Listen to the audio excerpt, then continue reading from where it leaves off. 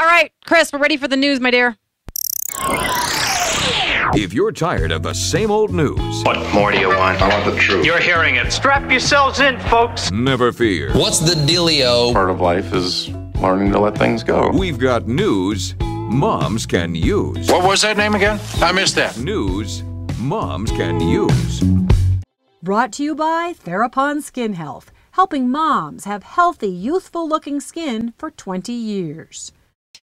Okay, this is our news moms can use, and we at Channel Mom do pick our news stories based on what we think moms want or need to hear. We do believe that we work harder to do that than a lot of other news outlets. We really try to focus on what moms want to hear.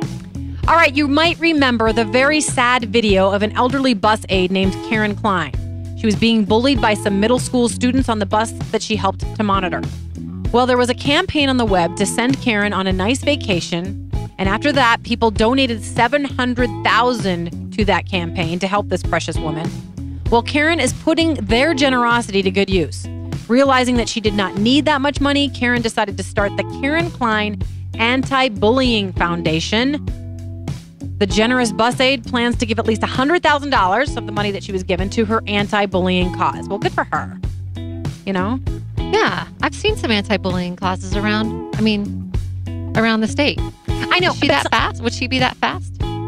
No, I don't think so. Yeah, they're anti-bullying causes. I mean, I think they're usually kind of government generated, but this one I'm a little more convinced by because it comes from having been bullied, and people have already got a great deal of compassion for this woman. I mean, $700,000 went her way.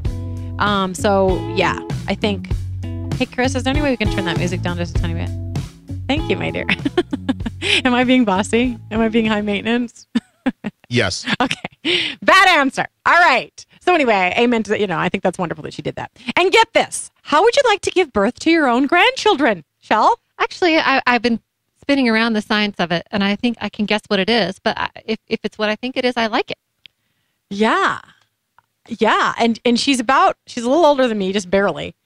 It has been done. Yeah. Linda Sirios, 49 years old, gave birth to her own grandson because her daughter was diagnosed with a heart condition that made it unsafe for her to be pregnant. This was according to the Portland Press Herald, by the way, this story. Sirios acted as a surrogate for her daughter, and on August 13th, this grandma gave birth to her own grandchild, 7-pound, 14-ounce Madden Hebert, and his mom, Angel, also got to watch the whole event. Imagine watching your own baby be born outside of apart from your body. Quote, "It was all pretty simple as far as I was concerned," Sirios told the Portland Press Herald. "I just saw it as I was babysitting for a few months." I love it. That's quite some babysitting. Would you do that? Sacrifice. For your daughter? Yes, I would too. I actually enjoyed pregnancy. I'm one of those weirdos. I really liked it. Oh, I wouldn't be a good candidate because I was on bed rest for most of it. Yeah, I would do it. Easy ones. I had pretty easy ones.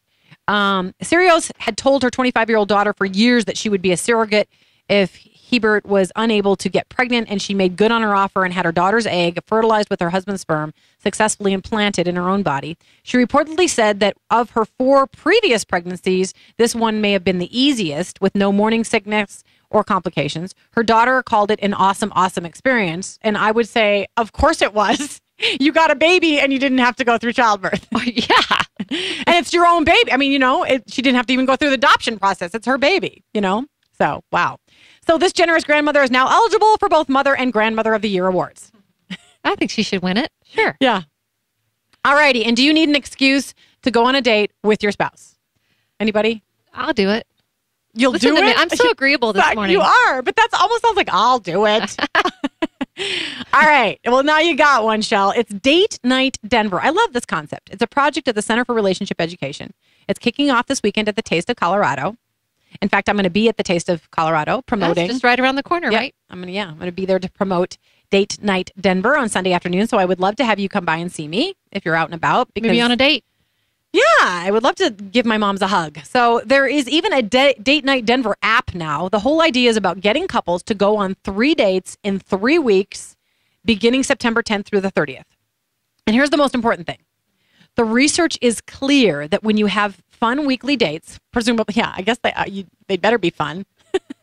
Fun weekly, I guess that's the preamble. They got to be fun. When you have fun weekly dates, your marriage is more satisfying and you have higher contentment as a husband and wife. I mean, they've researched this stuff. So you really, even when you're tired, even when you feel like you don't have time, you're supposed to make time to do that. Absolutely. You should put your marriage first no matter what. Absolutely. Absolutely. There are a couple of websites that the Center for Relationship Education has. One of them, I think, is centerforrelationship.org, and the other one is marrywell.org. So just go to either one of those to know a little bit more about this. But nevertheless, it's Date Night Denver that we're going to be talking about at the Taste of Colorado this weekend. And it starts September 10th. And we're also going to be talking about it in our news next week. So stay tuned for that.